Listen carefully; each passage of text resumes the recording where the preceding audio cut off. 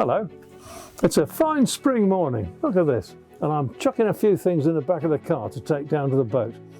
Now, the big things, you can't forget them really, can you? I mean, my next trip, I've got much in the back of my big estate car here, but it's going to be full soon because I'm going down to Lymington to see Pete Sanders, my sailmaker, and he has got 3 sails, the full suit of sails for my boat, except for the Code Zero. They're all there in his loft waiting to be piled into my car. And then there's the obvious things like going shopping. You've got to get all your shopping in, you've got to buy your cans of beans and your sides of bacon and all the rest of the stuff that you've got to take, and you probably won't forget them either. But it's good fun going to the shops and getting them. You never know who you'll meet in the supermarket, do you? I always enjoy a trip there. But listen, it's the little things that you forget that really you don't want to go to sea without, that I'd like to share with you now. Here's a few of the things that I sometimes forget and always wish I haven't. So I've written down them on a little list here to make sure I get it right. Look, here's the first one. Fuel filters. Have you got plenty of those?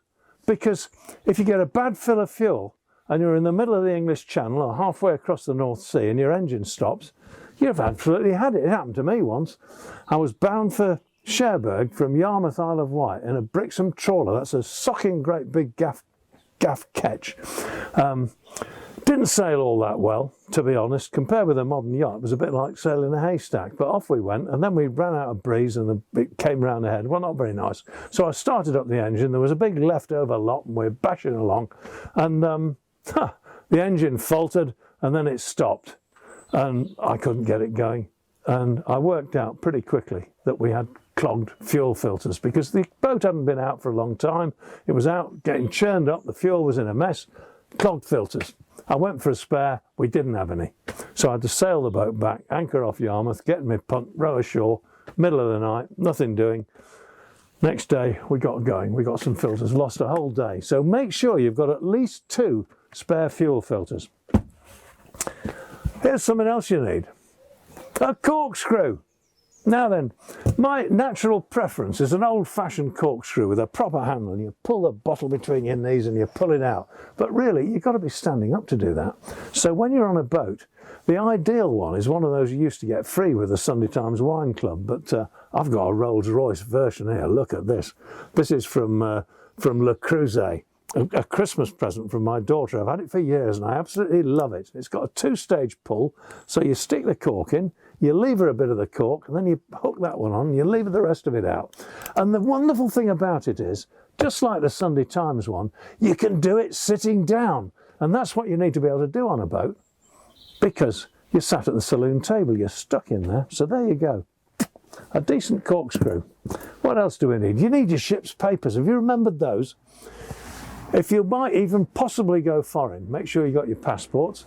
Make sure you've got your proof of VAT paid certificate. I hate these things. I just hate these pieces of paper. But there's always some guy with a clipboard coming along wanting to make sure you've got everything. So make sure you've got that, or at least got something that proves you have it.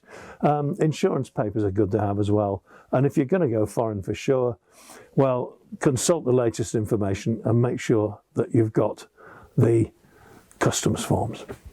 Okay, what's next? My favourite book. You can see that it's falling to pieces.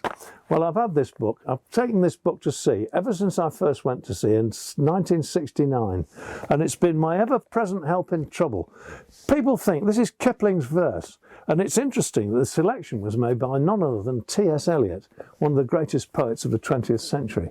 And it's very fashionable to rubbish Kipling these days. Oh, he's an empire loyalist. He understood nothing. He was probably a slave trader. All the rest of the stuff that we get now. The fact is, he was nothing of the sort. One of his prime poems was one we used to sing as a hymn in my school, my grammar school in the north of England, when I was a little boy. And it's Lest We Forget. And that's the message. But it's not so much about that I love him for. It's for his poems about the sea. The man was amazing. He had no background in the sea, but you know, he managed to hit the nail right on the head whenever he wrote about it, and he wrote about it a lot. So he must have listen to this. This is you're coming down the Thames in dense fog from London, going out to sea, and coming down through the Downs, out through the English and down through the English Channel. And this is what he writes, and it's absolutely atmospheric. I love it. Oh, the mutter overside when the port fog holds us tied and the sirens hoot their dread. When foot by foot we creep o'er the hueless, viewless deep to the song of the questing lead. It's down by the lower Hope, dear lass, with the Gunfleet sands in view, till the mouse swings green on the old trail, our own trail, the out trail, and the gull light lifts on the long trail, the trail that is always new. Well, that's a sailor's poem, isn't it? So take your copy of Kipling's verse, or whatever it is turns you on, but take something with you other than the Nautical Almanac, for goodness sake. Another thing that I don't have in my hands because it's on the boat is a little tiny box of Iona stones. Once Ros and I went ashore in Iona, and we found on the beach there were these little stones that somebody told us if we carried those with us we'd never drown.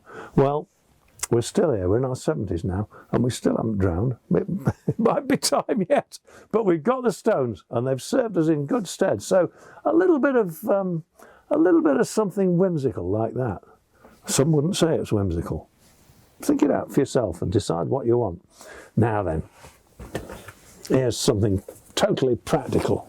Oh, a long rope, a serious rope. If you've bought your boat recently from a manufacturer, he'll have given you a few bits of string to tie up in a marina with. Not much good to anybody really once you're outside a marina, or even if you've got a raft up in a harbour where there's a load of boats tied together. You need a couple of good, long, strong ropes. You never know what you're going to need them for, but need them you will. One time I was tied up to a pontoon in Western Norway, and there was a glacier up on top of the mountains, and it was glimmering in the moonlight, and it was a grand sight. And we tied up to this pontoon. There was another guy there, and the pontoon was moored to the shore. I thought, well, that's all right, and I turned in for the night. And suddenly, I don't know, about an hour later, there was a great rushing wind, and what had happened was the glacier had let go.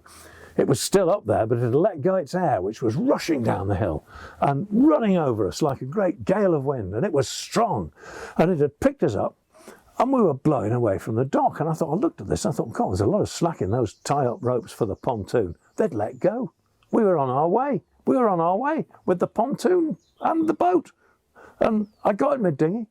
I rowed ashore with the longest rope I'd got. I tied it to a tree, and then I brought it back to my boat, and I put it on the windlass. And I winched us back in, pontoon and all. So the long rope saved me. If I'd been mucking about with those little tiny pieces of string you get from the manufacturer, forget it. No good at all. Now then, Sutcliffe, the great photographer of the 19th century, up in Yorkshire, he took some fabulous pictures. And when Ros and I first went to sea proper in 1972, Ros said to me, I don't want pictures of the boat down here. We're going to be sitting out there in gales of wind in the open ocean. There'll be waves broken over the boat and horrible grey seas. I don't want to see a picture of a boat.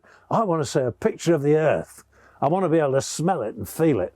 And we found a picture taken by Sutcliffe in the 19th century of a ploughboy behind a team of horses, and his mate was bringing his lunch out. And that's just the most wonderful picture. You can feel the horses steaming. And we've had that picture on our boat ever since 1972. It's been everywhere with us, and it's on our boat now. So I can't forget it because it's screwed up. But if you've got a picture like that that really does it for you, something other than the inevitable picture of your boat, put it up there and be delighted by it every time you come on board. Now then, knife. Gerber. You've got to have one of these. I personally favour the knife, but my son-in-law's got one of these. Look at that, what a lovely bit of kit. It's got everything on it, screwdrivers, it's even got a knife blade. It's favoured by most people, and you can put it on your belt. If you haven't got one, you've really got to get one. Or do what I do and carry a Swiss Army knife. Look at that, absolutely wonderful, locking blade. If you walk out in the street in this and get arrested, they'll put you inside for carrying this. But if you can convince the honest officer that you're on your way to your boat, he'll probably let you off. And once you're on your boat, of course, you can have it in your pocket as much as you like. And it's got everything on it. It's got screwdrivers. It's even got a can opener that works, that bailed me out last summer when the ship's can opener died and we had to get inside the Fray Bentos steak and kidney pie, the thing that every sailor needs after a bad night at sea. And we found the tin opener was broken. What were we going to do? Well, I got my Swiss Army knife out. It made a bit of a George of the job, but we got in and we had the pie. So it was okay. It's got a corkscrew in case your fancy one breaks. It's got a little prodder. Look at that. Really sharp. And it's got a little hole in. I honestly don't know what that's for, but you know what I use it for? If you've got a bottle of stuff that you've bought with perhaps fish or something in it and you can't open it because of the inside pressure, just tap that down on the top. Makes a tiny little hole, the air gets off, top comes off lovely. So don't go away without your knife or your Gerber, and last of all, the sailor's friend, the wire coat hanger. If you haven't got one of these, find one. They used to give these out when you went to the dry cleaner. All your clothes had these on. They were absolutely great because you see, you can dismantle this and the wire is completely malleable. You can make hooks with it. You can make prodders with it for prodding holes out. If you've lost something, get a hook on the end and you can get into the most impossible place and pull it out. There's no end to what you can do with a wire coat hanger. And any boat that goes to sea without one of these is looking for trouble. So there you are.